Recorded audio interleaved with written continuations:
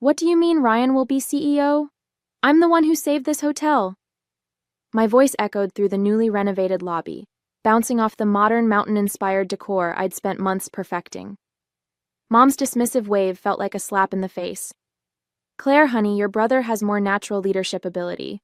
You're too detail-oriented, she said, as if explaining something to a child. That's when Ryan strolled in, hands in his pockets, wearing that smug smile I'd seen since we were kids. Hey sis, don't take it personally. Someone needs to handle the day-to-day stuff while I focus on the bigger picture.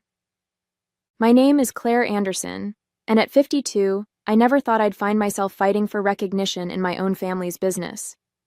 After 20 successful years in hotel management in Chicago, I'd given up everything to come home to Colorado and save our struggling family hotel. The irony?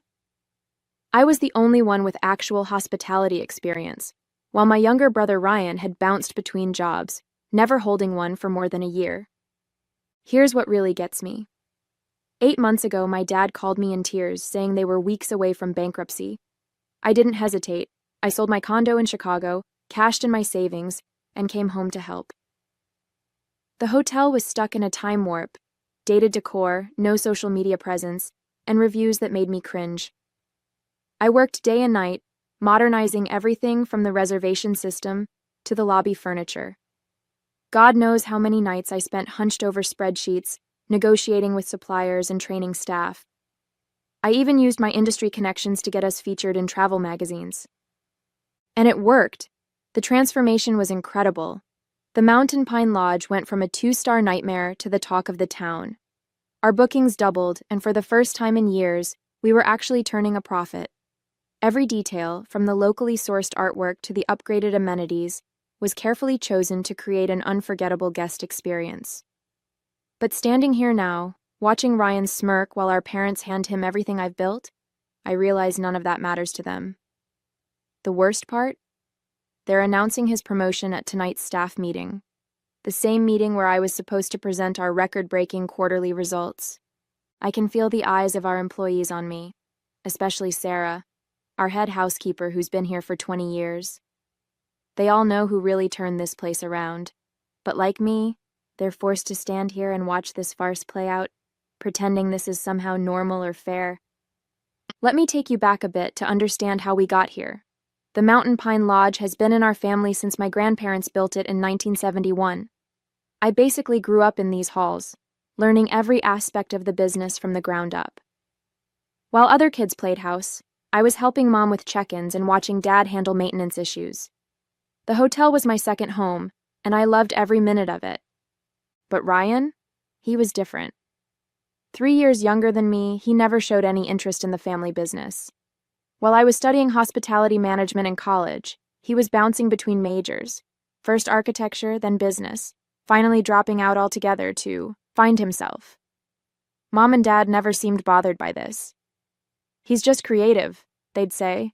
He needs time to figure things out. Meanwhile, I was building my career in Chicago, working my way up from front desk manager to regional director for a major hotel chain. Every success I had was met with lukewarm congratulations from my family. That's nice, dear, but when are you coming home? When are you getting married? It was never enough. When Dad called about the hotel's financial troubles, I knew exactly what needed to be done.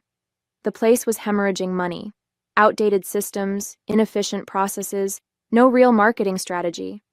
The reviews online were brutal. Stuck in the past, needs major updating, not worth the price. It broke my heart to see my family's legacy crumbling.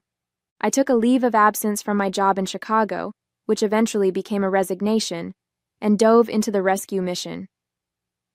The first month was just damage control, fixing broken equipment, updating the booking system, training staff on basic customer service. I dipped into my savings to replace the ancient carpeting and give the lobby a facelift. Every penny I spent was carefully calculated to maximize return on investment. What really gets me is that Ryan wasn't even here during all this. He was off in Denver, supposedly networking but really just partying with his friends. He'd show up occasionally for family dinners, make a few vague suggestions about modernizing our approach, and disappear again. Yet somehow, in my parents' eyes, his occasional input was just as valuable as my daily grind. I kept telling myself it would be worth it.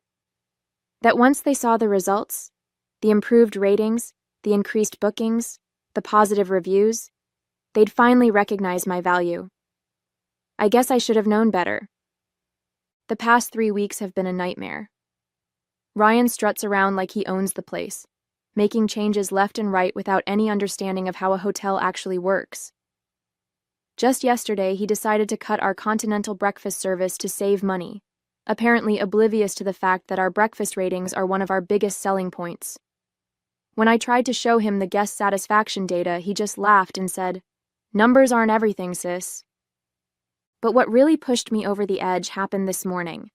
I walked in to find him firing Maria, our head of housekeeping, who's been with us for 15 years. His reason? She wasn't flexible enough about his new scheduling system, a system that would have left us dangerously understaffed during peak checkout times. I managed to intervene and save her job, but the look of humiliation on her face will haunt me for a long time. I tried talking to Mom and Dad about it. I brought spreadsheets showing our progress, guest reviews praising our recent improvements, even financial projections for the next quarter. Dad just stared at his coffee while Mom patted my hand and said, "Dear, you need to give your brother time to find his footing. He has such wonderful ideas." That's when I saw it, the for sale sign on the old Riverside Lodge while driving home. It was our main competitor for years before falling into disrepair last season. I pulled into the parking lot, my mind racing. The property had so much potential, better views than our hotel, closer to the ski slopes, and a much larger spa space. Sure, it needed work, but I knew exactly what to do with it. I sat in my car for almost an hour, looking at that sign and thinking about every time my parents had overlooked me in favor of Ryan. Every achievement dismissed, every suggestion second-guessed, every contribution minimized. Something inside me snapped, or maybe it finally clicked into place. I called my realtor right there in the parking lot.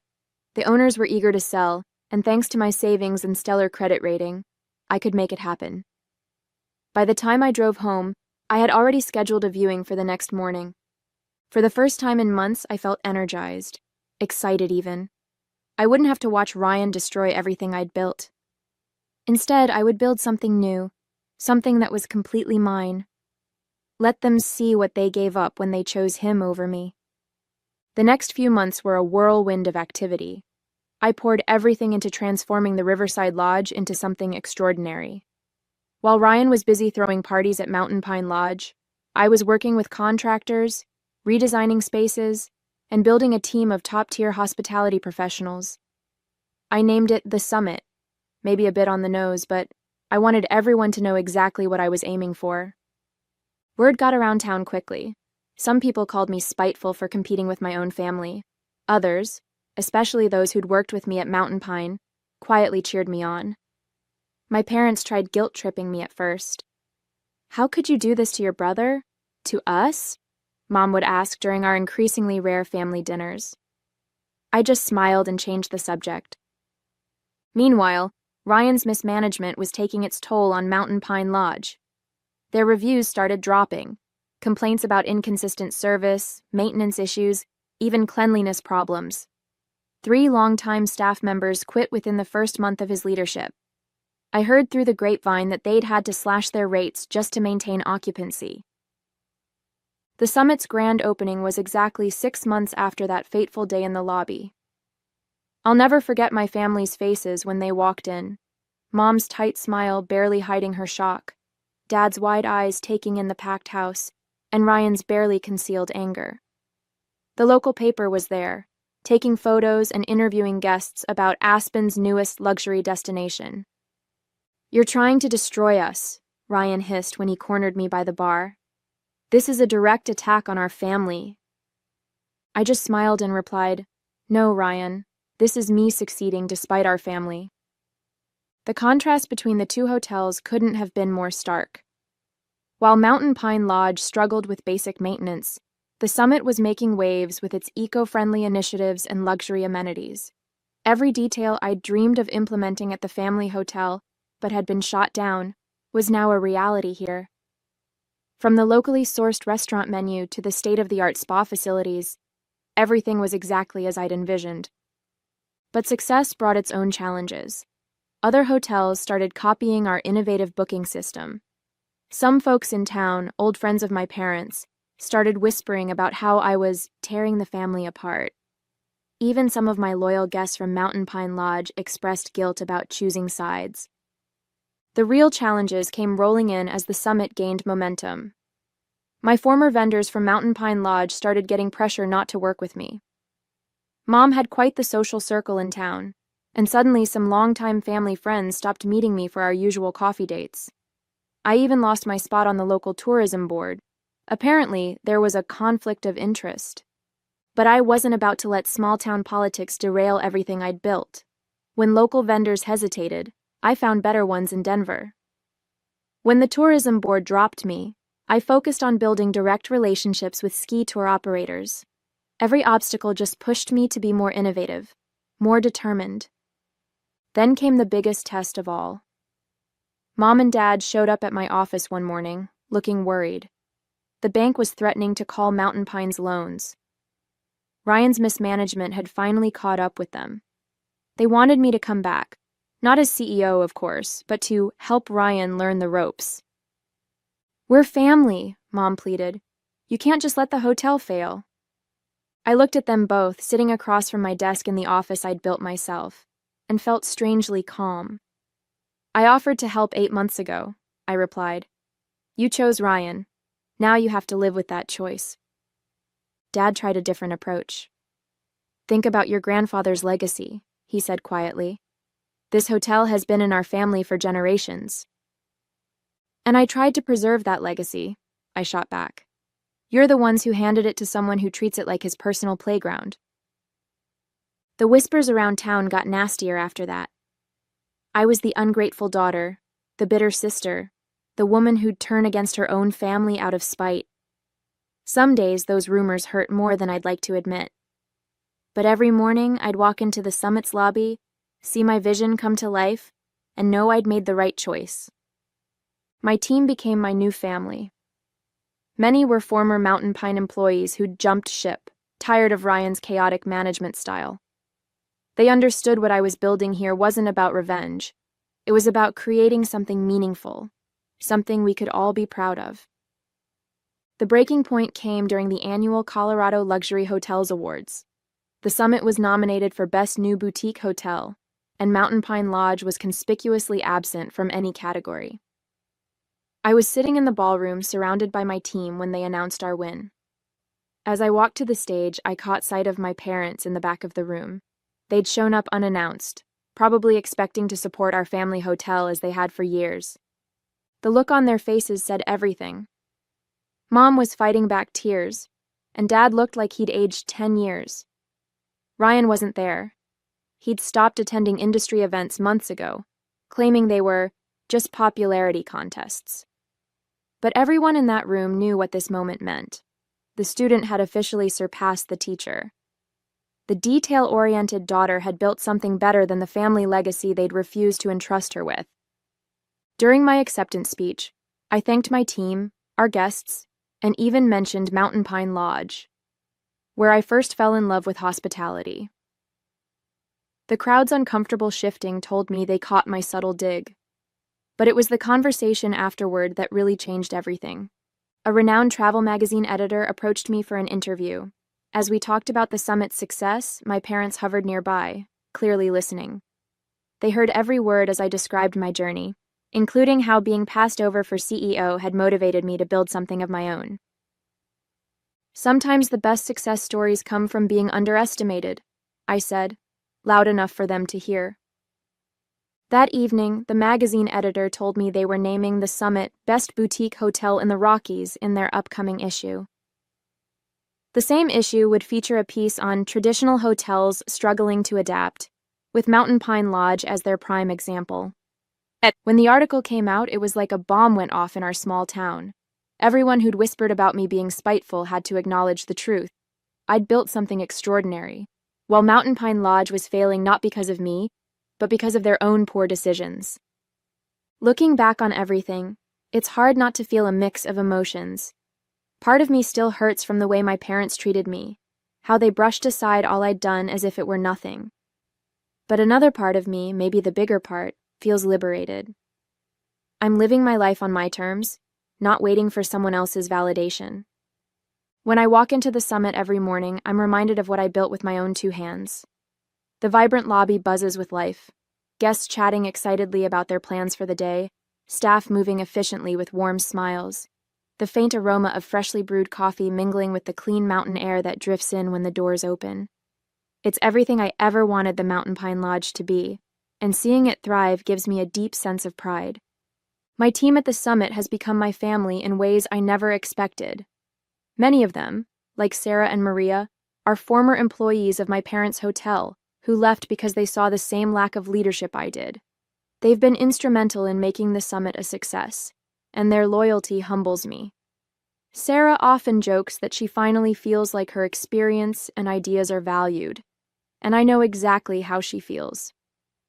Outside of work, I've started reconnecting with old friends. For years, I was so wrapped up in trying to prove myself to my parents that I let important relationships slip away. Now, I'm making time for coffee dates and hikes, rebuilding those connections. Some people from the town who initially criticized my decision to compete with my family have even come around, admitting they admire what I've accomplished. I've also started to find my place within the community again. Hosting events at the summit has helped me reestablish old bonds and even create new ones. Just last month, we held a fundraiser for the local animal shelter in our new event space, and it was a huge success. Seeing people come together for a good cause reminded me why I wanted to work in hospitality in the first place, to create spaces that bring people joy and comfort. But it's not all perfect. There are moments, especially on quiet evenings, when I think about my parents and Ryan. As much as they've hurt me, I wish things could be different. I've caught myself wondering if they've ever truly understood the sacrifices I made to save our family's legacy. Still, I've come to realize that their approval isn't something I need anymore. My success, my happiness, they're mine, and no one can take them away. For so long, I lived in the shadow of their expectations, but now I'm finally standing in my own light. It was about 3 weeks after the Colorado Luxury Hotels Awards when my parents finally reached out again. They asked me to come over for dinner. Just the 3 of us. I hesitated for a moment but decided to go. I wanted to hear what they had to say, even though I wasn't holding my breath for a real apology. When I arrived at the house, the atmosphere was different. My mom greeted me with a nervous smile, and my dad avoided eye contact, fiddling with his watch the way he always did when he was uncomfortable.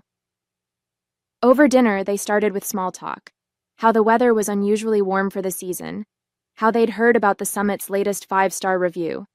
I could tell they were building up to something. Finally, my dad cleared his throat and said, "Claire, we wanted to say we're proud of what you've accomplished." My mom quickly added, "We know we haven't always shown it, but we do recognize how much work you've put in. The summit it's remarkable." I wanted to feel happy about their words, but they landed flat. It felt like too little, too late, especially after years of being dismissed. Instead, I just nodded and waited for what I knew was coming next. Sure enough, my mom launched into it. "Ryan's been struggling. The hotel isn't doing well and he's in over his head. We were wondering if you could maybe guide him, help us get things back on track." For a moment, I didn't say anything. I let their words hang in the air while I looked at both of them, really looked at them. My mom with her carefully manicured nails gripping her wine glass a little too tightly, and my dad, who seemed to be studying the tablecloth as if it held the answers to all their problems. "I offered to help a year ago," I finally said, my voice calm but firm.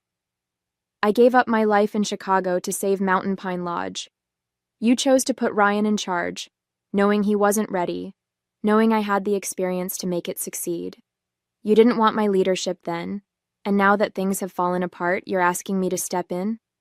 I'm sorry, but I can't do that." My mom opened her mouth to argue, but I held up a hand to stop her. "I'll give you advice if you want it. I can recommend strategies, suppliers, even training programs for the staff. but I'm not coming back to fix what Ryan has broken. That's not my responsibility anymore. They didn't know what to say.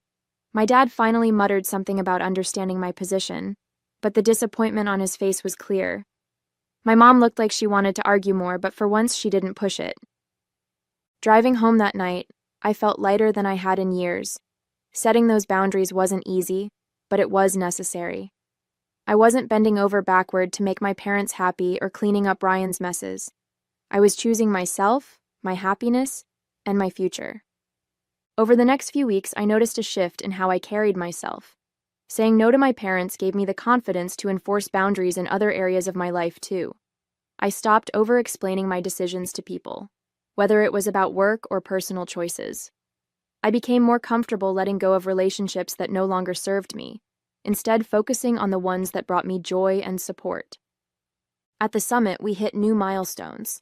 Our occupancy rates were the highest in the region, and we started receiving inquiries from other boutique hotel owners asking for consulting advice.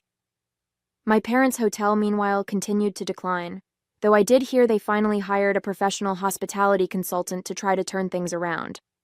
Ryan and I barely spoke, and I was okay with that. He didn't apologize or acknowledge what had happened, but I no longer needed him to. His bitterness was his burden to carry, not mine.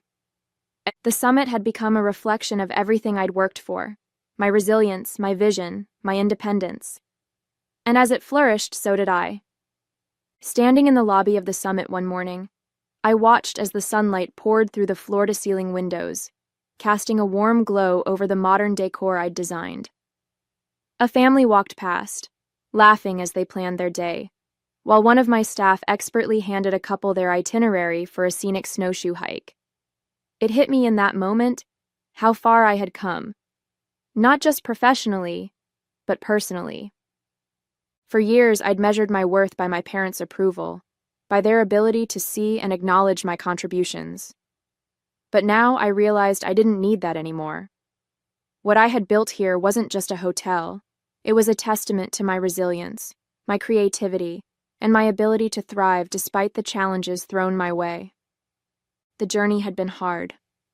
Letting go of the hope that my family would change was painful, but it also freed me.